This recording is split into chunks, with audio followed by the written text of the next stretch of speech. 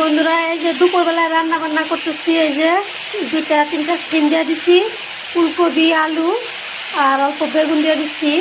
এই যে এটা আমার দুপুরবেলা রান্না বান্না করতেছি। আজকে বুধবার, দুপুরবেলা রান্না বান্না করতেছি বুধবারে। আর এইখানে হইলো আমি এই যে মাছ ভাজতেছি। এই যে কাতলা মাছ কিলো যে সেদিন রাত্রে করলাম, ওই কাতলা মাছ দিয়ে আর এই তরকারি দিয়ে বানানো। আর এইখানে এলো এই যে শাক ভাজি করবো, শাক ভাজি করেছি।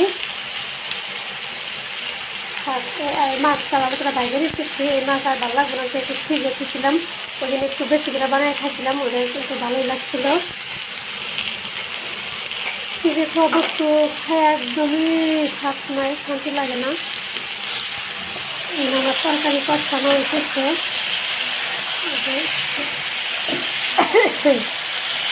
তো বন্ধুরা দুপুরবেলায় ভাতের দাওয়াত রইল, আসেন। রান্না বান্না করতেছি।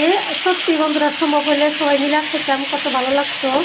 মিলা খেলে খুব ভালো লাগে, যে কোনো বস্তু সবাই মিলা খেলে কিন্তু ভালো লাগে। তরকারি কষানো হয়েছে।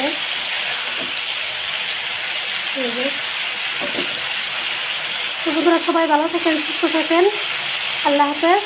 দুপুরবেলা ভরপেট খায় নিন। আমি সব থেকে দুপুরের খাওয়াটা আমার বেশি শান্তির লাগে।